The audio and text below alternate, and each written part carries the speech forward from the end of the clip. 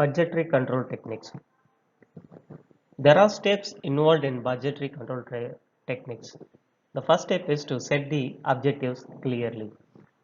Then, formulating the necessary plan to ensure that the desired objectives are achieved. The third step is to translating the plans into budgets. Then you need to relating the responsibilities of executives to the budget.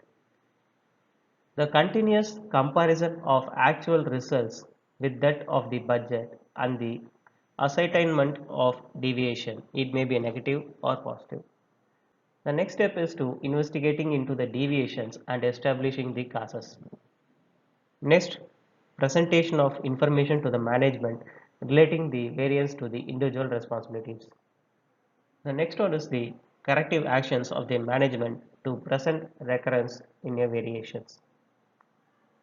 There are few specialized budgetary control techniques like planning program budgetary system, zero-based budgeting, variance analysis, responsibility accounting, adjustment of funds, human resource accounting. For example, planning program budgetary system, it is here analyzing the basic objectives of policies of each activity in the organization. It analyzing the each activity of the program in the organization, measuring the total cost of the program, and finding which alternative are most effective activity and least cost. Next one is to implementing the system in a preferred manner and follow the activities in the organization is the important one. The next type of budgeting is zero-based budgeting. Instead of taking the last year budget and adjusting them for finding out the future level of activities and preparation of budgets therefrom, zero-based budgeting forces manager to review the current ongoing objectives and operations. In this technique, every next year budget is made on nil basis. It can only be possible if the estimated income will be equal to the estimated expenses. At that time, difference between estimated income and estimated expenses will be zero. If there is any excess, it will be adjusted. The purpose of well-operated system of variable budgeting is zero-based budgeting.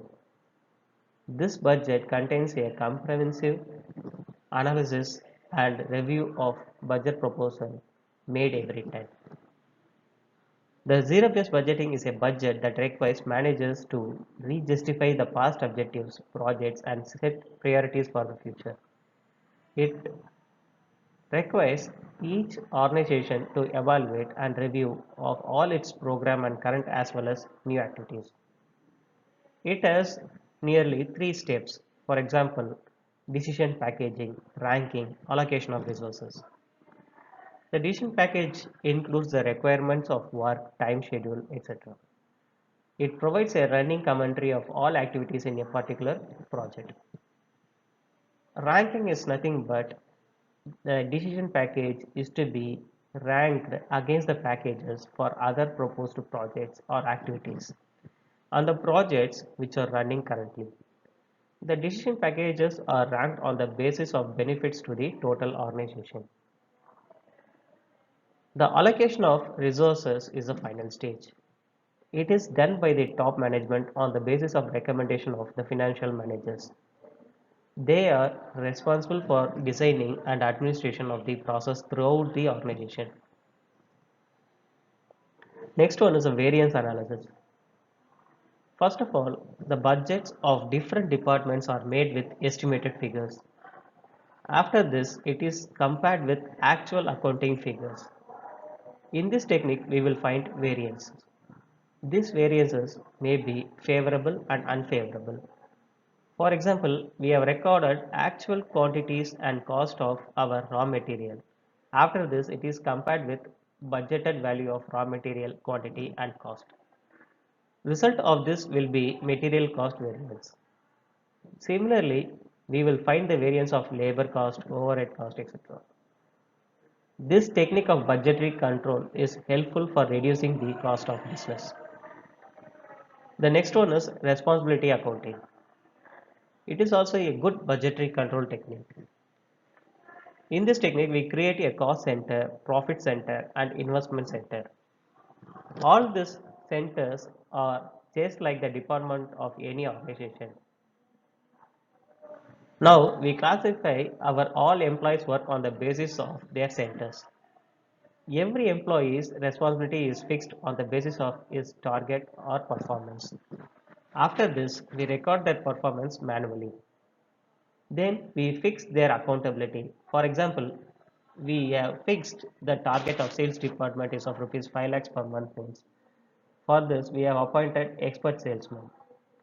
But the sales department total per month sale is rupees 3 lakhs, which is 2 lakhs less than our sales department target. Through this budgetary control, we can take the decision of promotion, demotion of our employees, or find other reason if we do not obtain our target. Next one is adjustment of funds. In this technique of budgetary control, top management take the decision to adjust fund from one project to other project.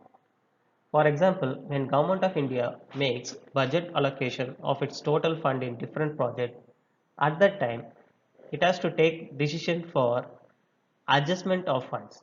For example, Railway Department needs money for a specific new project. If Government of India sees the project of IT has excess money, then it can be utilized for railway budget. In adjustment of funds, we also use fund flow analysis. We can also decrease misuse of funds by forecasting proper amount. The last one is human resource accounting. It means to measure the cost and value of the people in the organization. In every organization, the cost of recruiting and training personnel are treated as operating expenses. Human resources attempted the accounting to significant cost of recruitment and training. It treats this cost as a long-term investment in human resources. It helps managers regulate the quality of newly hired personnel as well as monitor current employees' development and daily performance. It is a common control type include performance appraisals, disciplinary program, observations, training and development assessment.